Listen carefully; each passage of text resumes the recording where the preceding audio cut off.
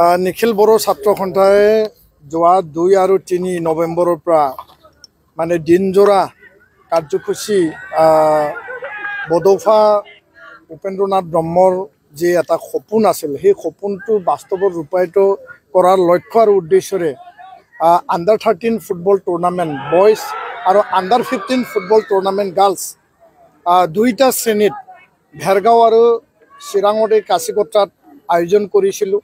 আৰু যোৱাকালি ভেৰগাঁৱত গাৰ্লছৰ কাৰণে চূড়ান্ত খেল হৈ গ'ল। কাৰ্বি আংলং জয়লাভ কৰিলে, চেম্পিয়ন হ'ল আৰু কোকৰাঝাৰ মানে ৰানাৰ্ছ আপ। আজি এই সময়ত কাছিকটা এই প্লেগ্ৰাউণ্ডত বাক্সা জিলা আৰু লগতে ওদালগুৰি জিলা দুয়োটা জিলাৰ খেলুৱৈসকল আণ্ডাৰ 13 তেওঁলোকে এই সময়ত খেলি আছে। আমাৰ এটা এইটো ড্ৰিম এটা প্ৰগ্ৰাম হয়, সপোনৰ উপেন্দ্ৰমৰ যি এটা বড়ো জনগোষ্ঠীক বিশ্ব দৰবাৰত প্ৰতিষ্ঠা কৰা যি এটা লক্ষ্য আৰু উদ্দেশ্য আছিল, এইটো বাস্তৱ এটা সন্মত এটা দিশ নিৰ্ধাৰণ কৰিব লাগে। আৰু নৱপ্ৰজন্মক যি ল'ৰা ছোৱালীয়ে যি সময়ত নিজৰ জীৱন গঢ় দিবৰ কাৰণে যথেষ্ট পৰিশ্ৰম কৰিব পাৰে, নিজৰ যি প্ৰতিভা, নিজৰ যি স্কিল, নিজৰ যি টেলেণ্ট, সেই টেলেণ্টখিনিক আমি এটা প্লেটফৰ্ম বনাব লাগে।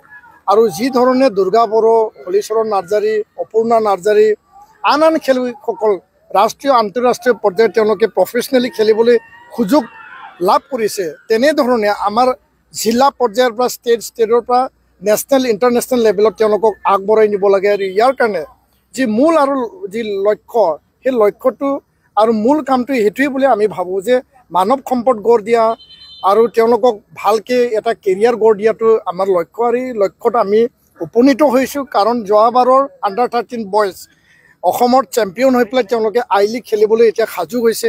আৰু এইবাৰ যিসকল আণ্ডাৰ 15 আৰু আণ্ডাৰ 13ত চেম্পিয়ন হ'ব, তেওঁলোকক এটা টীম তৈয়াৰ কৰি পেলাই পুনৰ তেওঁলোকে জিলাৰ পৰা ষ্টেটত খেলিব, ষ্টেটৰ পৰা মানে ৰাষ্ট্ৰীয় পৰ্যায়ত তেওঁলোকে খেলিব। তো নিখিল বড়ো ছাত্ৰ সন্থাৰ যি এটা যি কাম, যি কৰ্মসূচী, আমি এইটো অব্যাহত ৰাখিম।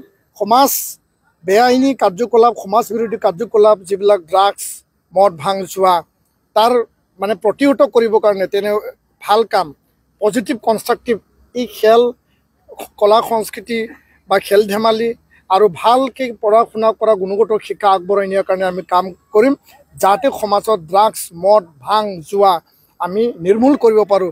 এই লক্ষ্য আমি লৈছোঁ। ধন্যবাদ।